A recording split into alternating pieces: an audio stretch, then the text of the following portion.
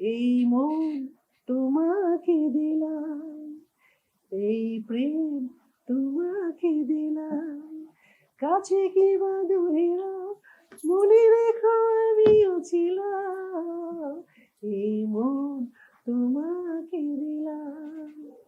জন্মদিন কিন্তু আমি ওভাবে কখনোই পালন করি না, কোনোদিনও করি না। তো এবার কিছু আমার মানে আমার শুভাকাঙ্ক্ষী, তারপর নারী উদ্যোক্তা কিছু আছে আর কি, আমার খুবই ফ্যান ওরা। ওরা ফাংশন করলে আমাকে ডাকে। তো এইবার ওরা ধরেছে যে না, তো আপনার সাথে আপনাকে নিয়ে নিয়ে একটা কেক কাটবো, ই করবো, আপনার জন্মদিন উদযাপন করবো। আমার চলো, আমার ফ্যামিলির মেম্বারও তাই বলেছে। তো যাই হোক, আমার আমার মনের বিরুদ্ধে কিন্তু এটা হয়েছে। যদি আমি উৎসাহিত হয়ে করতাম তাহলে বোধহয় এখানে যারা গণমাধ্যমের আমার ভাই বোনেরা আছে সবাই জানতে পারতো আর কি। হ্যাঁ, তারপর এটা যখন আপনার মানে 20 এপ্রিল হলো আমার জন্মদিন আর কি। তো ওই দিন কিছু লোক গেছে, কিছু ভিডিও আপনার প্রকাশ হয়েছে। তা আমার ডাইরেক্টর অ্যাসোসিয়েশনের টুটুল ভাই তারপর ফোন করেছে, ম্যাডাম আমাদের কেন দাওয়াত দিলেন না, বাগার বাগার অনেক কিছু।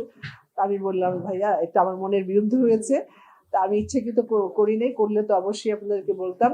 তা বললো যে না ঠিক আছে, আমরা আপনার জন্মদিন উদযাপন করতে চাই। আজকে কিন্তু আমার এফডিসিতে, আমার পরিচালক সমিতিতে আমার জন্মদিন আবার করেছে। তো আমি মনে করি যে এফডিসিটা আমার আর একটা বাড়ি, আর একটা ঘর। এফডিসি কেন্দ্রিক যারা আছেন, শুধু শিল্পী না, এখানকার যারা একটা টি বয় থেকে শুরু করে ডাইরেক্টর, প্রডিউসার, সবাই আমার একটা পরিবার আর কি। আজকে কিন্তু আমার পরিবারের সাথে আমি আমার জন্মদিন উদযাপন করলাম আমার আর একটা বাড়িতে, আর একটা জন্মস্থানে। কারণ এফডিসিতেই কিন্তু আমার নামটা হয়েছিল রোজিনা। আমার রোজিনা নামটি কিন্তু আমার বাবা মার দেওয়া না। সেখানে আমি মনে করি যে একবার জন্ম নিয়েছি সেই গলন্দতে, আবার জন্ম নিয়েছি রোজিনা হেসমের এফডিসিতে। এটা আমার একটা বাড়ি। আজকে আমার আবার আজকে হলো 23 তারিখ না, 23 তারিখে আমার জন্মদিন আমার আর একটা বাড়িতে আর কি এফডিসিতে পালন করলো আমার ডাইরেক্টর, প্রডিউসাররা, আমার শিল্পীরাও ছিল আর কি। তো এখানে গণমাধ্যমের মধ্যে কেউ ছিল, আপনারা ছিলেন? কেউ ছিল না। হ্যাঁ, যাক, ইনশাল্লাহ আমার খুব ইচ্ছা আছে যদি আগামী বছর যদি আমি বেঁচে থাকি, আমি সুস্থ থাকি, আমি এই এফডিসিতেই করতে চাই আর কি।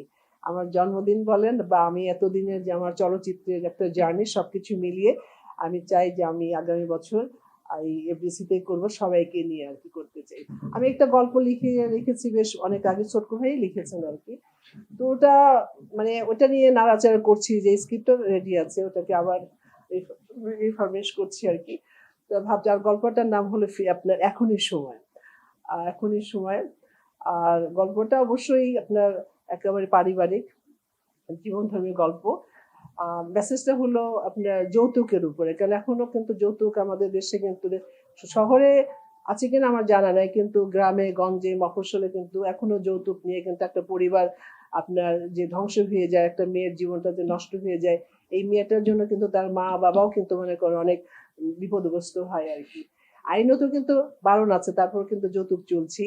আমার মূল গল্পটা এটাই হলো আপনার এই যৌতুক বিরোধিতার উপরে। তারপর একটা চলচ্চিত্র করতে গেলে তো অনেক কিছু থাকবে, হিরো হিরোইন আছে, গান আছে, ড্রামা আছে, সবকিছু আছে। তো ওটাকে নিয়ে আমি এখন ভাবছি। ইচ্ছা আছে ইনশাল্লাহ এই বছরের শেষের দিকে বা কিছুদিনের মধ্যেই ডিক্লিয়ার দিব আর কি, যে করতে যাচ্ছি। এই মন তোমাকে দিলাম, এই প্রেম তোমাকে দিলাম, কাছে কি বা দূরে